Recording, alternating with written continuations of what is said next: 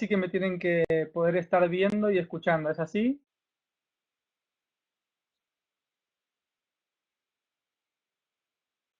Pónganme un ok, sí, perfecto, muy bien, buenas tardes a todos. Bueno, son las 8:03, yo creo que está bien, perfecto, muy bien, la diapositiva también. Pues miren, vamos a hacer lo siguiente. Yo tengo unas diapositivas donde les voy a presentar el marco metodológico del coaching no directivo, ¿ok? A medida que yo vaya hablando, bueno, aquí Fabián no escucha, Paul, no sé si tú puedes ayudarla a Fabián. Efectivamente yo lo veo a Fabián sin el micrófono. Eh,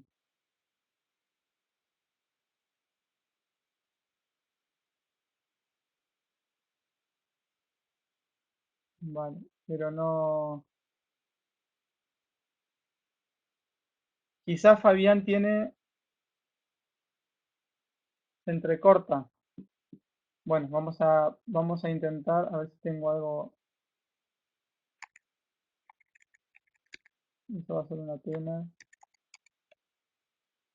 A ver, el resto me escucha bien, a excepción de Fabián, que puede que tenga un problema él en el micro porque no lo tiene conectado. Sí, Jorge me escucha bien, Verónica también. Vale, entonces lo de Rocío podría llegar a ser la conexión a internet. eh, pero bueno, siendo lo que sea, vamos a comenzar. Está Paul Toscano, que le pueden escribir a él cualquier duda que tengan, a ver si les puede echar una mano. Pero en principio, si el resto me escucha bien, es muy probable que Fabián no tenga conectado el audio él y que Rocío tengas algún problema a lo mejor de señal, ¿no? Eh, yo por lo que veo aquí la señal es buena, así que vamos a comenzar. Bueno, como les decía, yo les voy a hablar sobre las diapositivas. Cualquier pregunta que tengan a medida que yo voy hablando, me la ponen en el chat y yo la voy contestando, ¿ok? Voy a intentar ser lo más breve posible en la presentación de todo lo que es el marco de lo que vamos a hablar esta hora, para que nos dé tiempo para, pues, incluso para poder dialogar un poco al final, si es posible. Y si no, pues iremos contestando las preguntas a medida que yo las vaya viendo en el chat, ¿ok? Bien, en principio, eh, nosotros partimos de la idea, esperen que se me fue.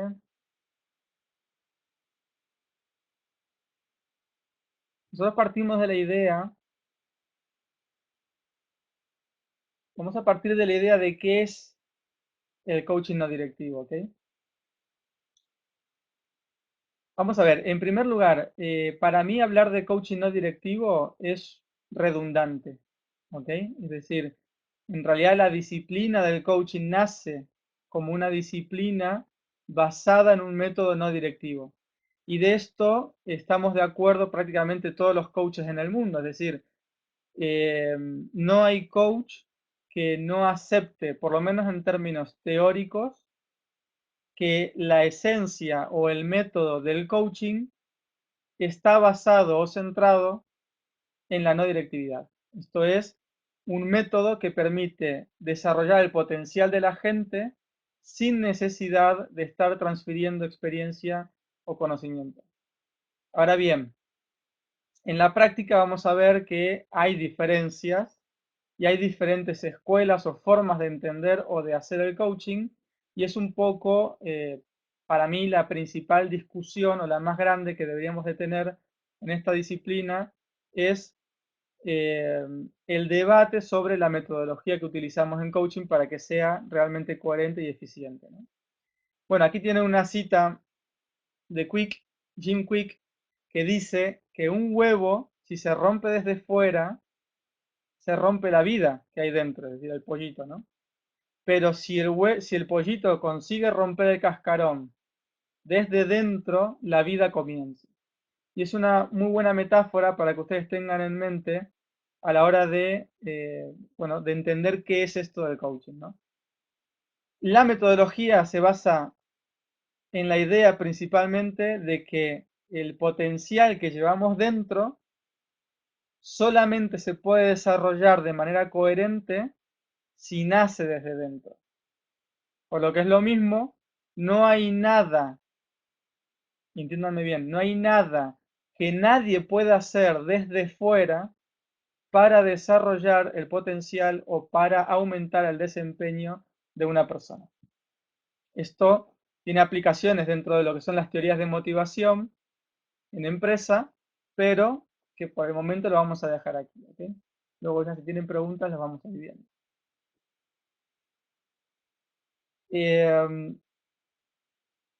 Básicamente en la primera parte de mi libro, en la parte más histórica del libro, yo presento o presenté por lo menos por primera vez en el año 2005 la idea de que en el mundo entero había cuatro líneas perdón, tres líneas o tres escuelas de coaching eh, que estaban teniendo la mayor repercusión digamos, el mayor interés a nivel internacional. Son las tres que ustedes están viendo ahora en la diapositiva. ¿Ok? Tenemos, por un lado, el coaching que yo llamé norteamericano o el coaching de filosofía pragmática, el coaching europeo o el coaching que yo llamo de filosofía humanista o el no directivo, es exactamente lo mismo, y el coaching sudamericano de filosofía de la ontología del lenguaje.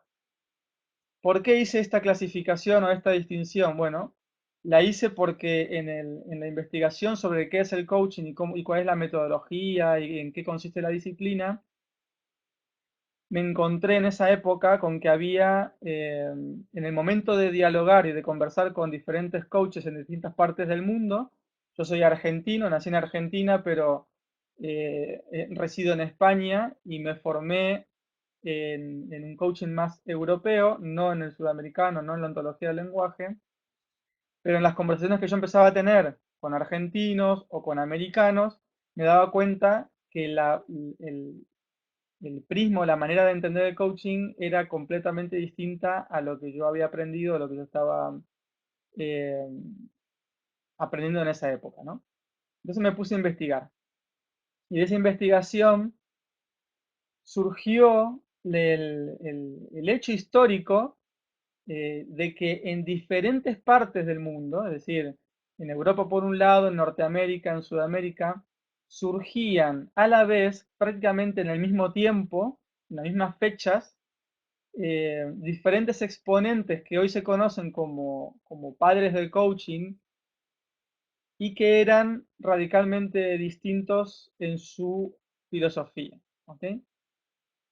Esto es importante porque cuando hablamos de coaching no podemos decir que hacemos lo mismo un coach formado en la filosofía humanista europea o no directiva de un coach formado en la filosofía pragmática norteamericana. Es decir, hay una diferencia y esa diferencia consiste básicamente en la metodología, que nace de la filosofía que hay detrás, es decir, no hay disciplina que no pueda argumentar su práctica y su teoría sin una filosofía detrás. Incluso aunque no la tengan o aunque pretendan no tenerla, realmente la tienen.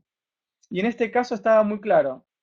Lo que yo llamé el coaching sudamericano, le puse sudamericano simplemente por el hecho de que los fundadores eran chilenos y que si nosotros nos echamos una mirada por los diferentes países latinoamericanos, vamos a ver que fue y es el coaching que más se ha difundido y el que más importancia tiene. Si de hecho tú vas a Chile o Argentina o países limítrofes y cuando hablas de coaching no hay otra cosa que no sea coaching ontológico. Este, este tipo de coaching o esta escuela de coaching tiene como fundamento principal la ontología del lenguaje.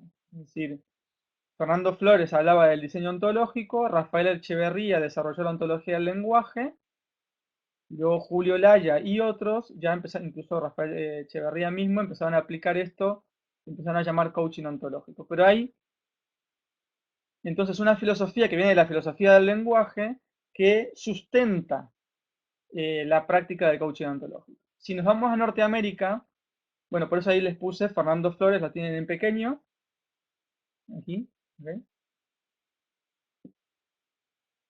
Sí, aquí lo tienen Fernando Flores, Julio Laya, Rafael Echeverría, ¿ok? Tienen que elegir otro color. Por aquí arriba, el coaching norteamericano, yo dije o digo que es más una filosofía pragmática. ¿En qué sentido? Pues en el sentido de que realmente el coaching que se desarrolla en Norteamérica no tiene realmente una filosofía marcada, sino más bien es de la filosofía de todo lo que a mí me venga bien para ayudar a mi cliente está bien. Y bueno, el máximo exponente de este tipo de coaching es Thomas Leonard. Thomas Leonard era una persona que, yo me acuerdo cuando estaba escribiendo el libro, pues él viajaba en una caravana, era una persona sumamente creativa, cada noche que se levantaba diseñaba un modelo nuevo que luego colgaba en Coachville en su portal del coaching.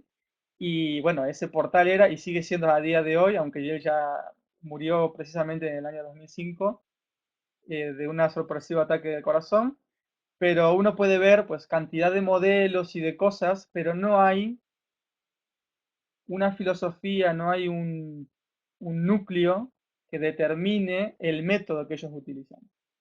Realmente les da un poco todo igual, cualquier cosa, como les digo, que a ellos les pueda venir bien, lo van a utilizar sin ningún tipo de problema.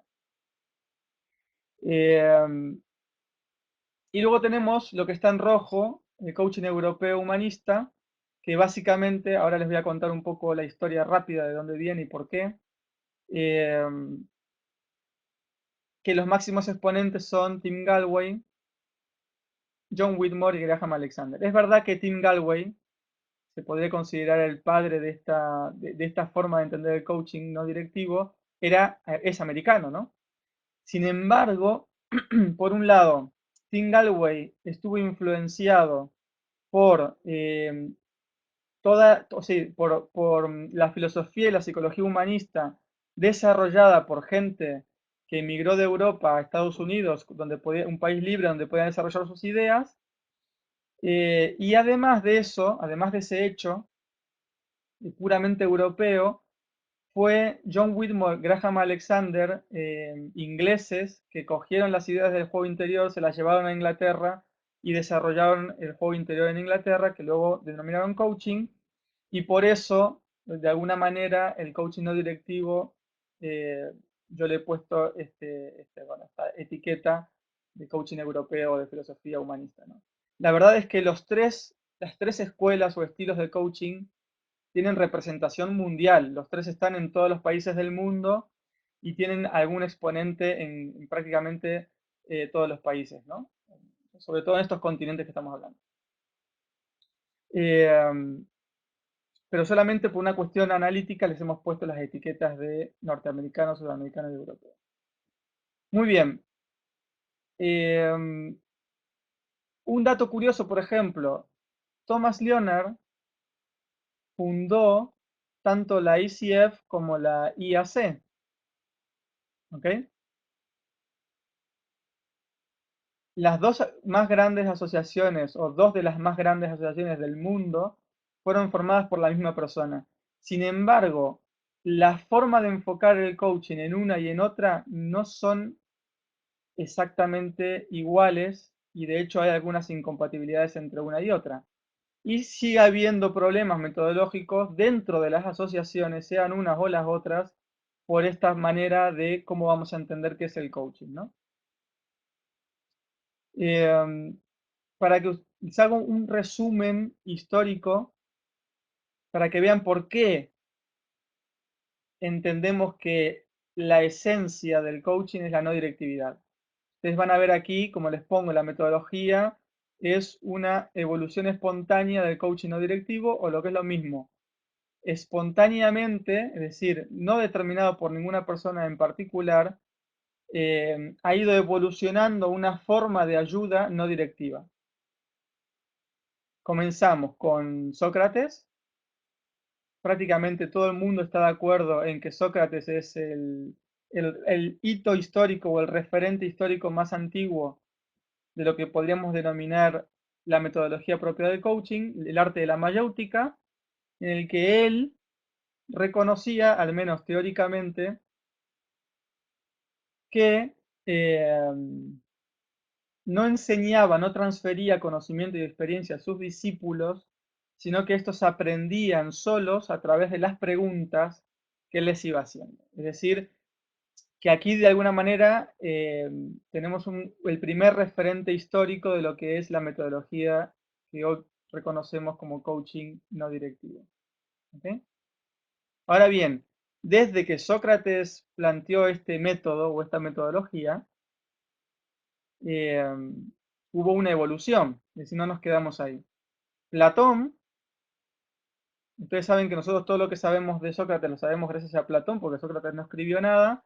De hecho, no sabemos dónde empieza y termina realmente uno u otro en cuanto a pensamiento, pero sí, además de utilizar el método de la mayéutica, nosotros entendemos que el ser humano aprende y cómo aprende. Ya Platón, si ustedes recuerdan, estudiamos en el instituto la alegoría de la caverna. Y la alegoría de la caverna es una buena representación de todo lo que nos enseñaba Platón acerca del aprendizaje humano y de cómo el ser humano puede pasar de un estado de inconsciencia incompetente, es decir, el estado ese que está en la sombra, atado con cadenas, y que no sabe que vive un mundo virtual, para pasar al estado de competente inconsciente, o lo que es lo mismo cuando uno ya domina con destreza una disciplina o una actividad, que sería ese camino filosófico que Platón nos hablaba de un proceso filosófico de reflexión que llevaba de ese estado de oscuridad y de virtualidad al estado real del mundo de las ideas, donde las personas podían, pues, era un poco el fin al que aspiraba cualquier ser humano, ¿no? La felicidad en el mundo de las ideas, según Platón. Es decir, Platón nos enseña qué es realmente, aunque sea de manera muy primitiva, qué es la conciencia, cuál es el papel de la reflexión en el aprendizaje y cómo el ser humano puede llegar a ese nivel de aprendizaje a través de un proceso filosófico. ¿Okay? Un proceso de aprendizaje, por cierto, que siguen todos los seres humanos y en este caso, pues nuestros coaches. Además de esto, Aristóteles nos enseña otras cuestiones importantes y complementarias a las de Platón. ¿Ok? Al margen de que puede haber diferencias, el centro importante de lo que nos enseña Aristóteles es que todos los seres humanos nos movemos por objetivos, que el ser humano es teleológico. Desde este punto de vista, sabemos que nuestros clientes cuando vienen a un servicio de coaching vienen porque quieren conseguir algo o porque tienen que querer conseguir algo. El hecho de que el ser humano sea teleológico, desde el punto de vista de Aristóteles, nos plantea el hecho de que para que se produzca el cambio, el aprendizaje, tal y como lo planteaba Platón, no era suficiente. Es decir, la reflexión es importante, es imprescindible para la toma de conciencia, pero nos va a decir Aristóteles, si no hay acción, no hay cambio. Y la acción repetida genera el hábito. ¿Ok? Bueno, puede ser el hábito o puede ser un vicio. Por lo tanto, tenemos que los coaches utilizamos el método de la mayéutica, procurando que las personas aprendan y desde ese aprendizaje realicen acciones que produzcan los cambios que están esperando en su vida. Y aquí tenemos, pues, dentro de lo que es la sistematización del conocimiento por la academia griega, algunos tres hitos o tres principios fundamentales del coaching. Y yo sé que de esto estamos todos de acuerdo en realidad, con lo que estoy diciendo ahora. Es decir, no hay prácticamente coaches que no estén de acuerdo con esto. Sí es cierto que en el coaching ontológico, aunque de eso no vamos a tener tiempo para hablarlo ahora, de alguna manera se cargan toda la tradición o eh, todo el aporte de la academia griega, toda la metafísica, se la cargan a base de una filosofía distinta que nos lleva a unas premisas diferentes, ¿no? Pero bueno, nosotros estamos centrados en esto y lo que sí es cierto es que el método de ayudar a otros sin decirle lo que tiene que hacer, sin transferir conocimiento y experiencia, preocuparnos por el aprendizaje desde la persona para que produzca los cambios a través de la acción, son elementos que se dan en todos los procesos de coaching, independientemente de la escuela a la que nosotros nos adhiramos o que tengamos más afinidad. Pero además de esto, luego, más adelante en la historia, el existencialismo nos viene a enseñar la importancia que tiene el individuo dentro de los procesos de cambio. Es decir, el foco y el centro en la conciencia del individuo y cómo ese individuo a través del aprendizaje propio puede generar su propio proyecto de vida.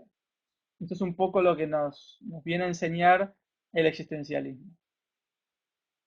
Eh, de aquí nace realmente toda la potencia, o no, no es que nazca de aquí, pero sí que le ha dado mucha fuerza a conceptos como responsabilidad, libertad, conciencia, individuo, proyecto de vida, etcétera, etcétera. Es decir, pone el acento en el que el hombre no está predeterminado o determinado por ninguna circunstancia, sino que son las decisiones propias, de acuerdo a la voluntad de cada uno, las que van a determinar el proyecto de vida o el camino que uno quiera seguir en su vida, ¿no? Ya sea a nivel personal, profesional, etc. Al existencialismo se le agrega la fenomenología. La fenomenología de Husserl lo que nos viene a enseñar es el concepto de observar, de estar atento a la realidad sin juicio. La idea de poder llegar a la esencia de las cosas observándolas tal y como son, sin emitir juicio de nuestra observación, para poder dar con la esencia de ellas. Estoy sintetizando todo mucho porque quiero que vean ustedes cómo los aspectos más importantes del coaching han ido evolucionando uno tras del otro, ¿no? Eh, de la unión entre el existencialismo y la fenomenología surge la psicología humanista, ¿ok?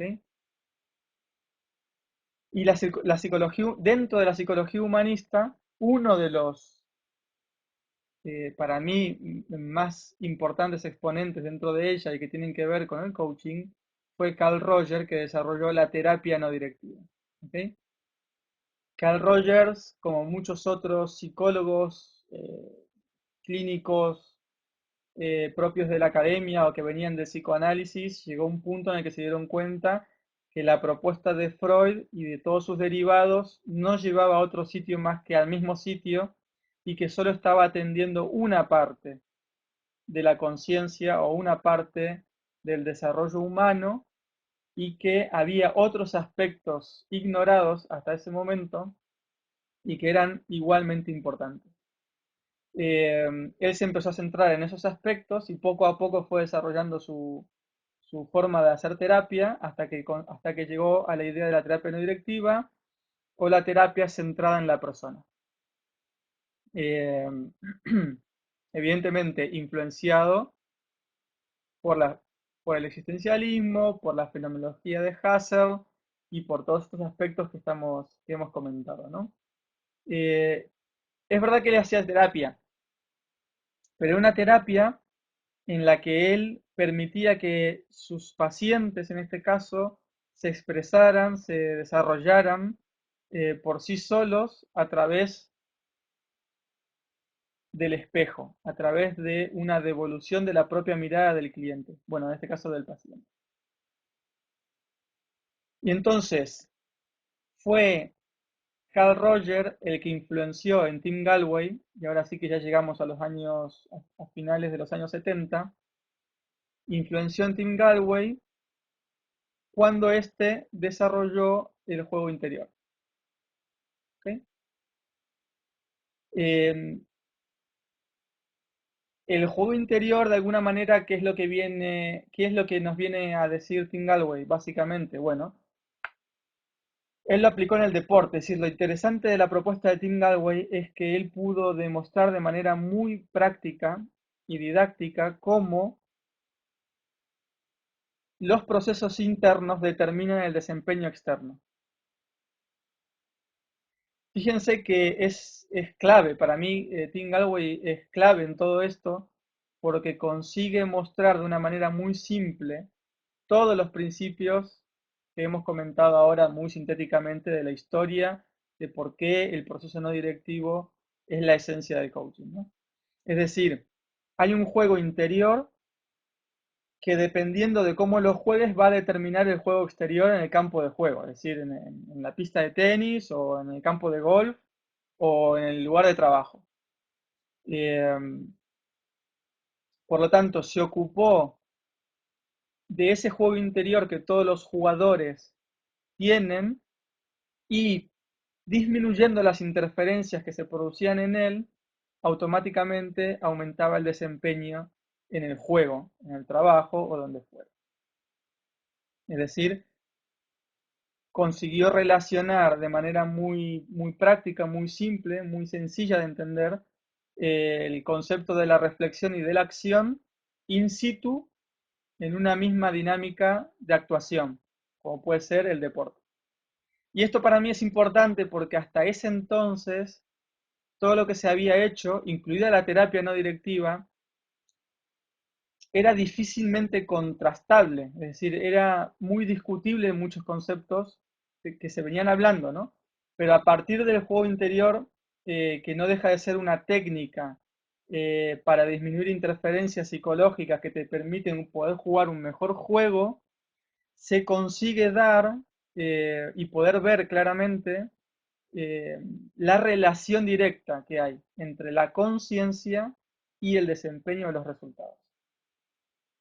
A partir de acá, ya estamos a finales de los años 80, eh, cuando John Whitmore se lleva el juego interior a Inglaterra y empiezan a desarrollar el juego interior en la empresa, a esto se le termina llamando coaching, y a partir de ahí, pues hasta el día de hoy, se ha ido desarrollando y sistematizando lo que hoy conocemos como el coaching no directivo. Yo les puse aquí varios exponentes que no se pueden llegar a leer, pero tienen Alexander Graham, John Whitmore fueron socios, Alan Fine, Miles Dowen, eh, hay otro, un tal Thomas Thompson. Bueno, a nivel estadístico, para que se hagan una idea, en una de las estadísticas que hizo una empresa, la empresa de Frank Bresser en Alemania, el 50%, por decirlo de alguna manera muy general, el 50% del coaching que se practica es o respeta o procura respetar la no directividad, mientras que el otro 50% entienden o practican de manera consciente incluso la transferencia de conocimiento y experiencia. Bien, dicho esto, hemos ido, o sea, en resumen, los coaches que hacemos, utilizamos el método de la mayéutica, no transferimos conocimiento y experiencia para que nuestros clientes aumenten su desempeño desde sí mismo y desde el potencial que ellos llevan dentro, es decir, centrados básicamente en el individuo y en sus potencialidades.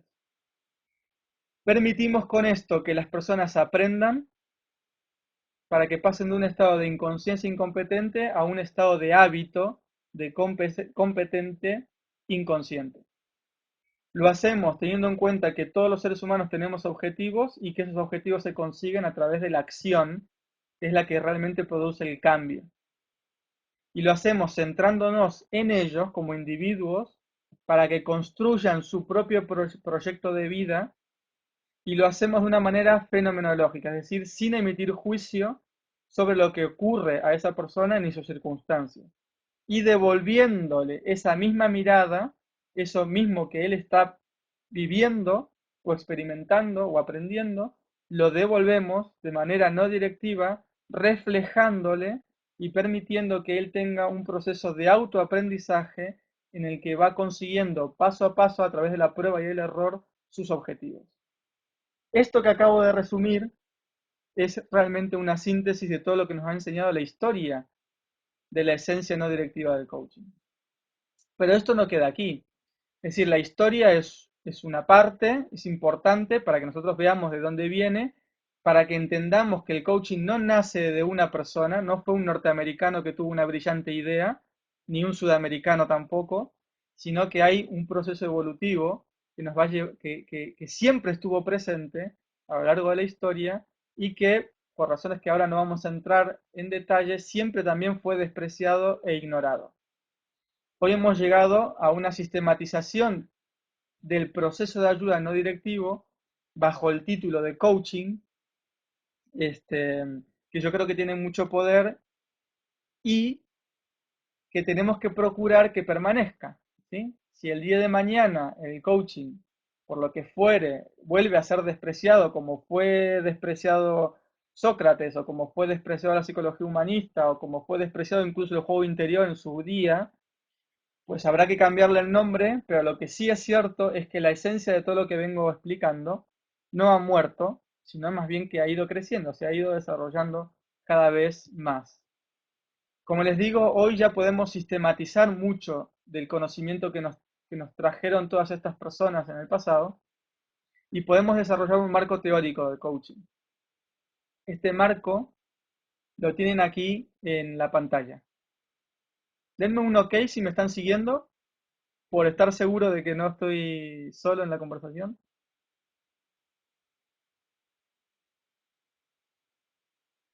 ¿Sí?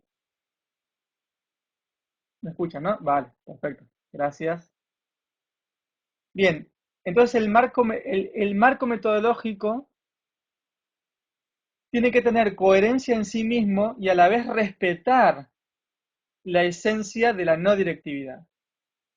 Eh, ¿Qué quiere decir esto? Pues hay, desde mi punto de vista, tres grandes áreas que nosotros tenemos que entender, perdón, tres grandes categorías dentro del marco teórico que tenemos que analizar para saber si son coherentes en sí mismos, porque eso es lo que va a determinar luego nuestra práctica, nuestra forma de hacer coaching con la gente, ¿no? Entonces tenemos, por un lado, las competencias. A ver si puedo coger el lápiz otra vez. Las competencias, que si se fijan, yo las voy a resumir solo en tres. Preguntar, espejar, escuchar y observar. Estoy colocando escuchar y observar como una misma competencia, porque si se fijan, realmente es lo mismo. Es decir, escuchar es con el oído y observar es con la vista, pero estamos hablando de lo mismo, que es prestar atención eh, a lo que le sucede a nuestro cliente, ¿no? Escuchar, observar, preguntar y espejar. Espejar viene de espejo, es decir, la competencia o la habilidad o la maestría de hacer de espejo de lo que le sucede al cliente, tanto en las sesiones como en los procesos de coaching. El segundo punto, por eso le pongo, ese es un triángulo, ¿ok? Nosotros, desde las competencias, es como actuamos como coaches, por lo tanto son fundamentales poder saber qué es lo que hacemos. Existen tres principios del coaching, que yo llamo principios porque son la base que hay detrás de las competencias y lo que se consigue en el proceso. La conciencia, en el sentido de eh, nosotros trabajamos en el desarrollo de la conciencia o en la expansión, desarrollo o ampliación de la conciencia. La responsabilidad, porque nosotros procuramos que nuestros clientes asuman la responsabilidad de sus decisiones y sus acciones para conseguir los resultados que están esperando. Y la autocreencia, que es el creer en sí mismo, es decir, creer que puede conseguir aquello que está pretendiendo conseguir.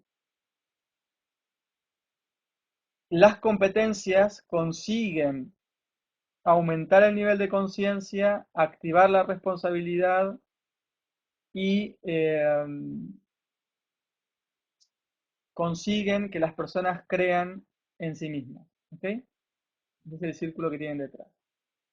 Los principios y las competencias. Y finalmente el modelo. El modelo Grow, si ustedes se fijan, pongo el objetivo en el centro, porque el objetivo es realmente el, el faro, el foco, es el lugar donde la mirada tanto del coach como del coachee no se puede apartar. Si nosotros quitamos el objetivo, si una persona no tiene objetivo, desaparece el coaching. Por lo tanto, es el pilar fundamental para un proceso de coaching son los objetivos. ¿Ok? Por eso lo pongo en el centro del triángulo y del círculo. Si tú quitas la G, nos quedamos sin coaching. Objetivo, realidad, opciones y acciones. Esto es el famoso modelo Grow, que ustedes conocen probablemente, y si no, pues se los voy a explicar rápidamente, que fue desarrollado por John Whitmore, Graham Alexander y Alan Fine en Inglaterra, precisamente. Básicamente lo que nos dice el modelo Grow es que hay que definir un objetivo, que tenemos que explorar la realidad, que queremos verificar opciones, ¿ok? Y que tenemos que llegar a un plan de acción. Fenomenal. Eh, Simplemente les voy a dar un añadido a este modelo, que los propios creadores del mismo no lo crearon con esta idea, pero que se fundamenta muy bien y es en la praxeología. Es decir, la praxeología o la ciencia de la acción humana nos enseña que todos los seres humanos, como le decíamos antes, nos movemos por objetivos, es decir, todos tenemos un objetivo o un goal que perseguimos y que está en el futuro a conseguirse. Todos tenemos y vivimos una realidad en el presente. A partir de aquí, estoy sintetizando mucho, pero la idea es que tengan un marco general. Dado que todos vivimos una realidad y tenemos expectativas de que queremos conseguir algo en el futuro, y siempre basados en el libre albedrío, todos tenemos opciones en la vida, ¿ok? Yo siempre digo que por lo menos tenemos dos opciones, morir o vivir, aceptar o negar. Y por lo tanto, desde el momento en el que tenemos opciones para cualquier cosa que hagamos en la vida, y eso tiene que ver con la responsabilidad, actuamos. Y esas acciones, que sería la W, somos totalmente responsables y van a determinar si conseguimos o no los objetivos. En definitiva, lo que les quiero decir es, el modelo Grow, que sería como un esquema abstracto para poder conversar en las sesiones de coaching con nuestros clientes, para que se muevan, para que se produzca el cambio hacia la dirección que ellos esperan, es realmente una descripción científica de la realidad. No es un modelo como cualquier otro modelo que alguien se puede inventar, que nos ayuda a ubicarnos, sino que es una descripción científica porque se aplica a cualquier persona en cualquier tiempo y lugar. ¿Ok? Por lo tanto, tenemos tres grandes áreas dentro de la teoría del coaching: las competencias, los principios y el modelo. O lo que es lo mismo, a través de las competencias y basados en el modelo de conversaciones, conseguimos que nuestros clientes desarrollen su conciencia, la responsabilidad y la autocreencia. Y lo hacemos con estos dos grandes pestañas que ustedes ven aquí y que hablábamos antes, a través de la reflexión y la acción, que son las dos grandes caras de la moneda del coaching. ¿Okay? La reflexión y la acción.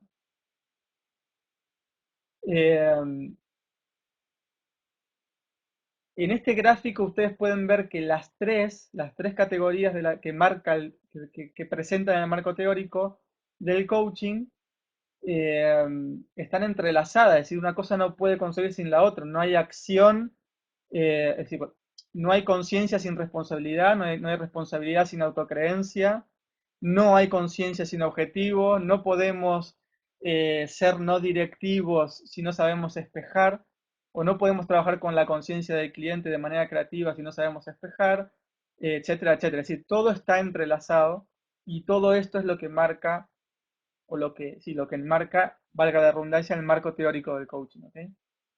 ¿En qué nos ayuda esto? en que, sabiendo que la esencia del coaching a nivel histórico ha sido la no directividad, que el marco teórico está compuesto por competencias, principios y modelo, cualquier elemento que tú quieras desarrollar o aplicar tendrá que ser juzgado dentro de su coherencia con los principios que estamos hablando. ¿Qué quiere decir? Si alguien te dice, por ejemplo, yo tengo aquí eh, una tabla comparativa, por ejemplo, con las competencias propuestas por la ICF, por la IAC, por el ICC, por el AC, por el EMCC, es decir, por las asociaciones más importantes a nivel internacional, ¿no? Cada uno presenta sus competencias. Y si se fijan, hay diferencias. Incluso hay competencias que al analizarlas desde este punto de vista, ustedes pueden empezar a percibir que incluso hay incoherencias en algunas competencias, o hay algunas competencias que no están bien descritas, o que, o que dan lugar a procesos o procedimientos que van en contra de la propia esencia de lo que nosotros hacemos en coaching.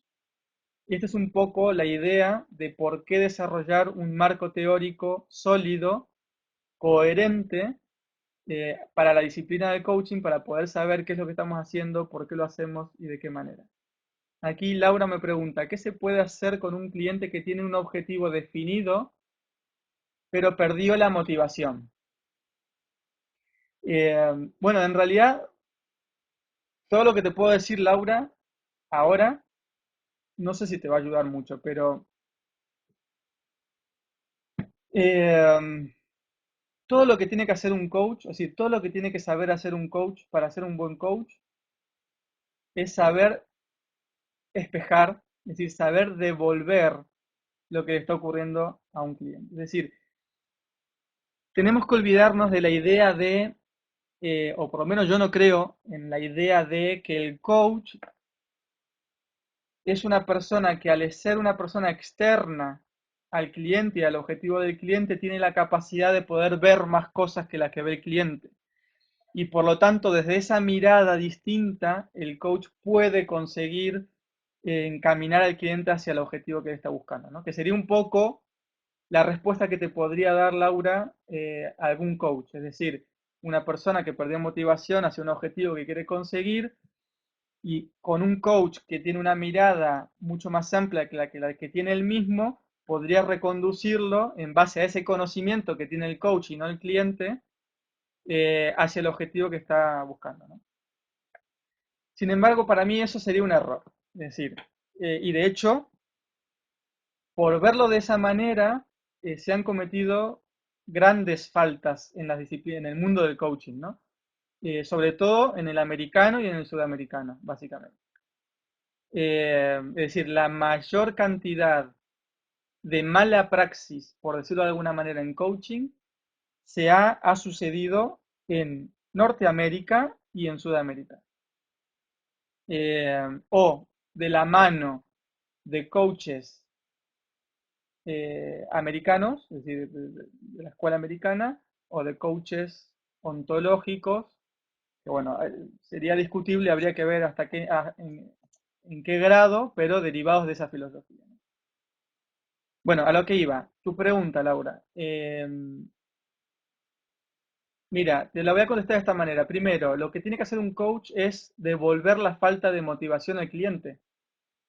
Es decir, si el cliente está manifestando falta de motivación y sin embargo quiere conseguir un objetivo, tú le devuelves eso mismo que le está ocurriendo. Te voy a poner un ejemplo. Yo hace poco estaba haciendo coaching a una alta directiva y dentro del propio proceso de coaching me dice, yo tengo que conseguir este sería mi objetivo, esto es lo que a mí me gustaría, ¿no? Pero a la vez, y esto fue en la primera sesión, ¿eh? Pero a la vez, no sé si me apetece tanto, porque o sea, conseguir esto, que es lo que quiero, implica, ya sé las implicancias que va a tener, y realmente no sé si me apetece hacerlo, no sé si realmente quiero hacerlo. ¿Qué hago yo?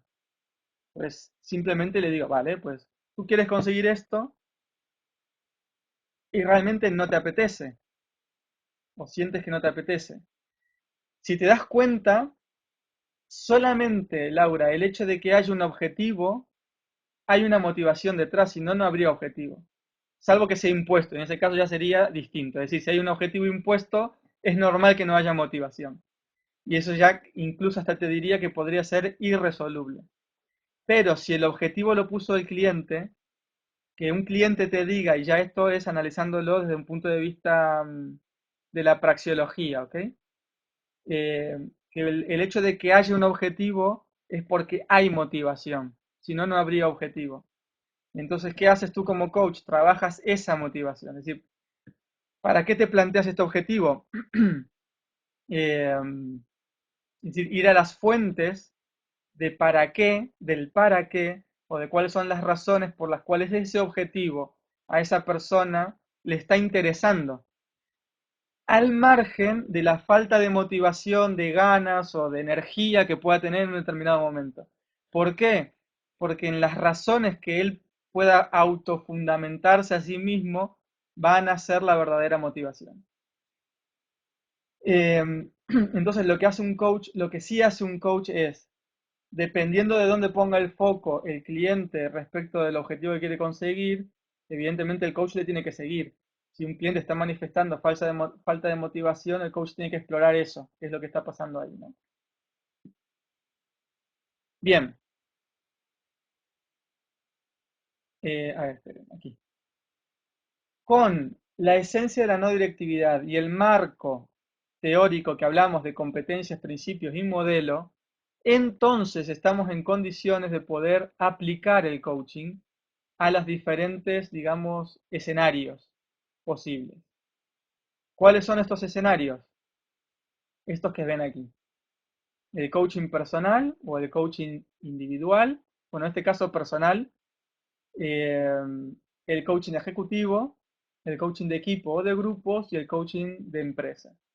Si ustedes se fijan en el modelo que yo utilizo aquí, pues aquí tenemos básicamente, esto es una plantilla que yo utilizo para explicarle a los coaches lo que tienen que hacer en las sesiones, de principio a fin. ¿Ok? Sería como una eh, ampliación detallada del modelo Grow en el que, te marcamos el modelo, digamos, ideal, que no tiene por qué cumplirse siempre, que deberían de ocurrir en las sesiones, más lo que debe de ocurrir en los procesos. Es decir, bueno, esto ya queda un poco fuera de lo que quiero comentarles ahora, pero bueno, la idea es aplicar ese marco teórico de competencias, principios y modelos a los diferentes escenarios, trabajando con personas a nivel individual o particular, trabajando con ejecutivos, el modelo se hace un poco más complejo, estamos en un contexto de empresa, en un contexto donde hay colaboración, donde hay colaboradores, donde hay jerarquías, donde hay objetivos impuestos, etcétera, es decir, que se hace más complejo que el trabajo de coaching, digamos, particular.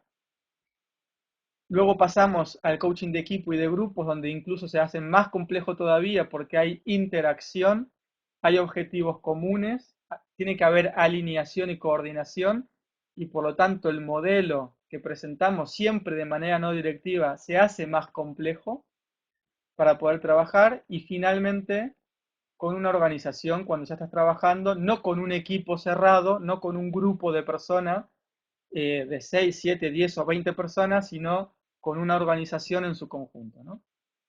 Evidentemente, a medida que vamos pasando de un contexto a otro, el proceso es más complejo, pero los principios que hablábamos antes, el marco teórico es exactamente el mismo. La esencia no directiva es exactamente la misma. Las competencias, los principios del modelo es exactamente el mismo. Lo que cambia aquí es el marco práctico, es decir, cómo se lleva a cabo esto. ¿Qué procedimiento hay que hacer, por ejemplo, para introducir un proceso de coaching en un equipo? ¿Sí? Es decir, que lo que cambiamos aquí es la práctica. Eh, Como les pongo aquí, siempre tiene que ser voluntario, siempre tiene que ser flexible, tener la posibilidad de poder cerrar el proceso cuando al cliente le parezca conveniente y siempre tiene que haber un proceso de seguimiento, de seguimiento y de medición de los objetivos que se están consiguiendo, de los resultados que se van consiguiendo en el proceso, ¿no? Esto para mí es, digamos, la base o los fundamentos de la práctica para cualquiera de los modelos de aplicación del proceso de coaching. ¿Ok? Vale, mi pregunta. Entonces, finalmente, en este gráfico que ustedes ven aquí, eh, les estoy marcando cuál es el marco, perdonen con las redundancias, el marco metodológico del coaching no directivo. ¿Ok? Consiste en reconocer la esencia de la no directividad, que es el punto número uno. Tres grandes hitos entonces, la mayéutica, la psicología humanista y el juego interior, como tres grandes hitos históricos. Esto a lo largo de la historia se ha ido desarrollando y se ha ido sistematizando al punto de lo que estamos hablando precisamente hoy, de un marco sistemático o sistematizado del coaching. Esta esencia se debe de poder cumplir y debe de ser coherente con los principios, las competencias y los modelos que estemos utilizando, que sería el punto 2.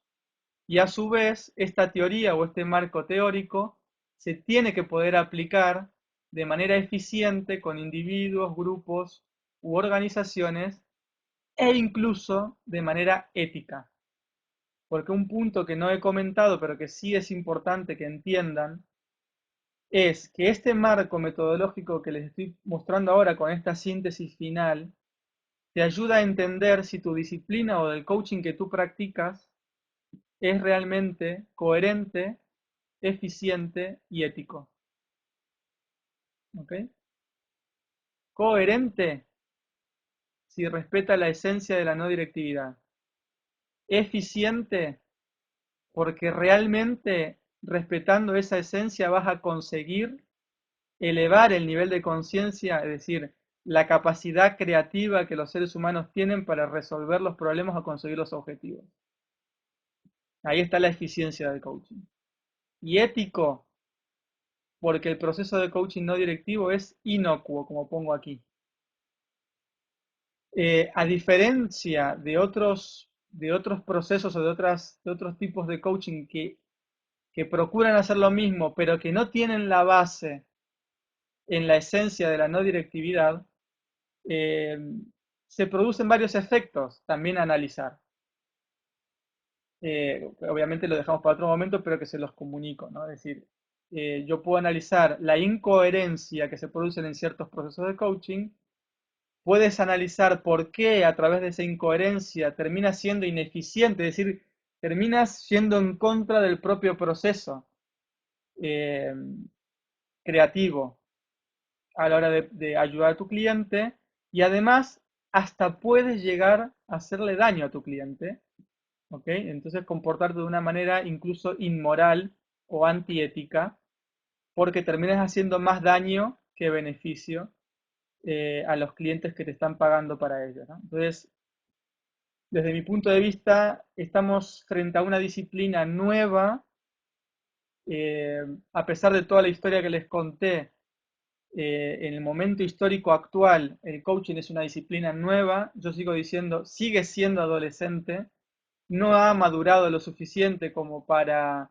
eh, tener todas las certezas que a uno le gustaría tener, pero es hora de que empecemos a considerar a esta disciplina con seriedad y empecemos a ponerle, digamos, los ingredientes necesarios para poder pasar el filtro de una disciplina seria, eh, eh, eficiente y ética, ¿no? Que es lo que a mí me preocupa. Yo soy un convencido de que lo tiene, soy un convencido de que el coaching vino para quedarse, soy un convencido de que la esencia del coaching, como les he mostrado, ha ido evolucionando, aunque muy lentamente, ha ido evolucionando hacia arriba, digamos, a pesar de que ha sido despreciada y ignorada durante mucho tiempo, y hasta el día de hoy lo es. Eh, pero así todo, hemos podido sistematizar un proceso, una disciplina que yo creo que todavía no ha dado todo lo que tiene para dar eh, al desarrollo de las personas, ¿no? Tanto a nivel particular como en empresa. Bueno, esto era un poco lo que les quería contar. Tenemos 2 minutos, no sé si ya tienen alguna pregunta. Eh,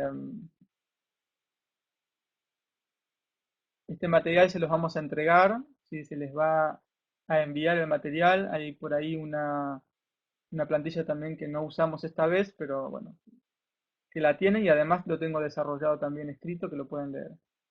¿El coaching directivo estaría interfiriendo el proceso creativo del cliente? Sí, totalmente. Totalmente, Laura.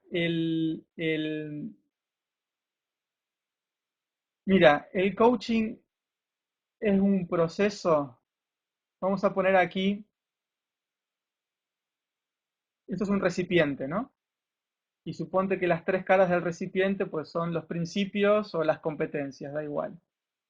¿Ok? Principios, competencias y modelo. Tú eres experta del proceso que vas a hacer con la persona.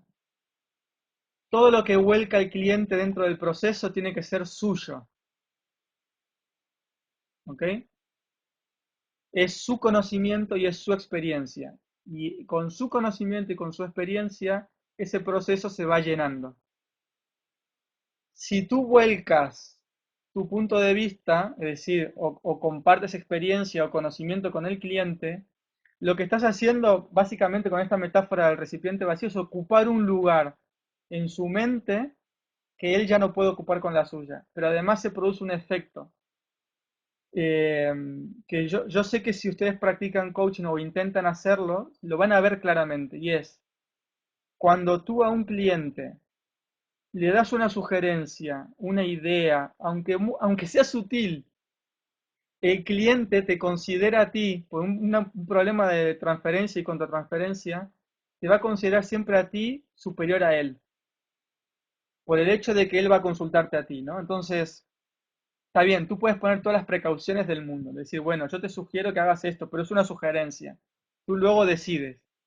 Y bueno, la prueba está y está demostrado de manera empírica que esos inputs de experiencia o de conocimiento influyen no solamente en las decisiones del cliente, sino en el proceso de aprendizaje. Es decir, el cliente deja de tener que aprender por sí mismo porque sabe que de alguna u otra manera va a recibir lo que le falta desde fuera. Y en ese momento hay un choque. Esto es como el agua y el aceite. O procuramos que las personas consigan desarrollar ese conocimiento tácito que les va a llevar a conseguir el objetivo, o le transferimos el conocimiento explícito, articulable, que puede estar escrito en papel o que yo puedo transferir verbalmente, y nos paga por eso. Es decir, son dos procesos distintos, son dos procesos necesarios, pero incompatibles dentro de un mismo tiempo y espacio. No solamente ellos, sino muchas otras escuelas dicen que son no directivos, pero el punto está en ver si realmente lo son. Es decir, yo esto se lo digo a todo el mundo, a mí me da igual que sea una escuela, que sea una persona, ¿no? Es decir, incluso cuando a mí me escuchan hablar muchos coaches ontológicos me dicen, bueno, pero si yo soy no directivo, de hecho, en la experiencia que tuve en Ecuador, por cierto, estuve hablando con un coach ontológico que participó en las mismas ponencias que conmigo y me decía que se sentía completamente identificado, es decir, y entienden que esto es así. Y a mí me parece perfecto, pero ahora hay que dar un paso más allá y decir, bueno, ahora vamos a ver las sesiones. No solamente entenderlo de manera racional y teórica, sino la práctica. ¿Cómo haces tú esto que dices que haces? Fíjate que incluso Sócrates, diciendo que era no directivo, porque esto, bueno, es clásico, cuando tú lees sus diálogos te das cuenta que realmente no era tan no directivo como decía. Es decir, yo veo en Sócrates y en los diálogos que Platón escribió, incluso mucha transferencia o mucha manipulación por parte de Sócrates en sus discípulos, ¿no? Entonces ahí está el punto. Si lo reconocemos, que la esencia es la no directividad dentro de lo que es un buen coaching, ¿no? Con fundamento.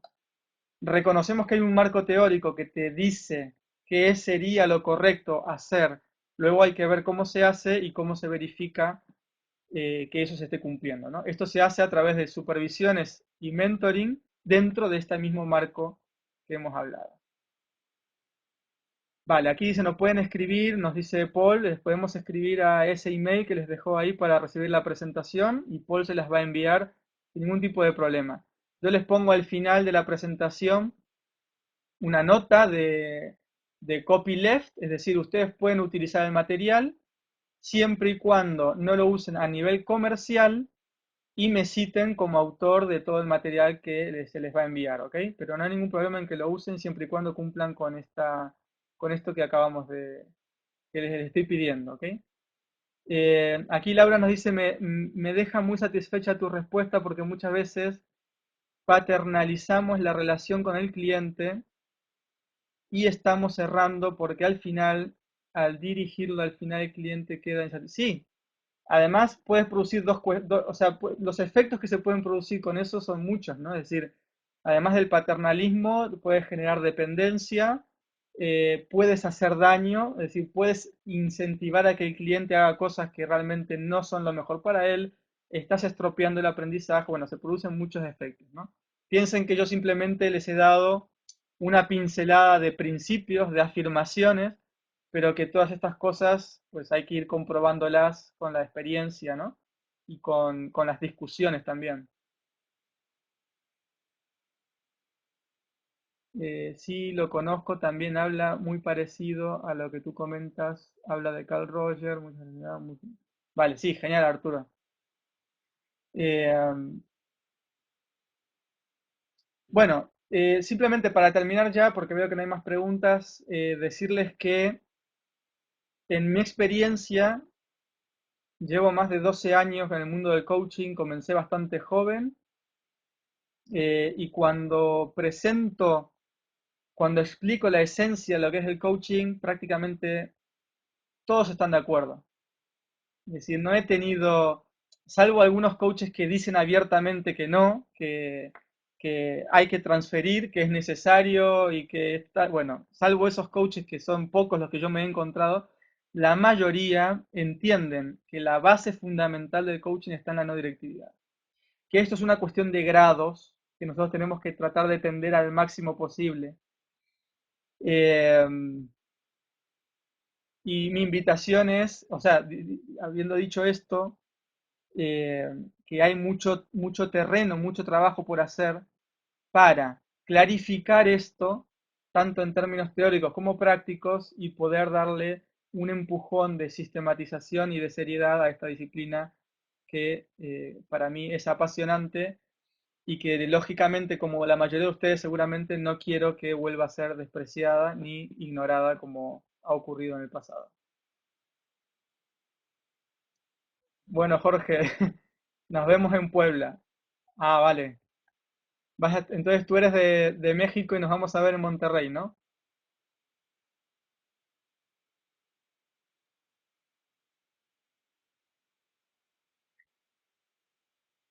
¿O te refieres al otro? Es que voy a México 2 veces, claro.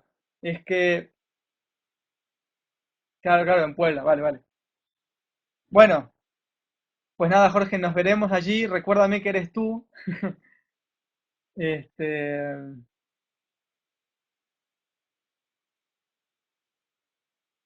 está bien, Laura. Bueno, no, en este caso el evento que tenemos programado en Puebla en mayo, efectivamente, y a lo mejor más adelante también en Colombia. Eh, y bueno, ahí te dejan, Paul, el email, Laura, para dejar los eventos. Bueno, pues muchas gracias por estar ahí. Espero que les haya sido útil. Si tenéis alguna pregunta, yo no tengo problema en que me escribáis o que le escribáis a Paul y que me hagan llegar vuestras dudas o comentarios, ¿ok?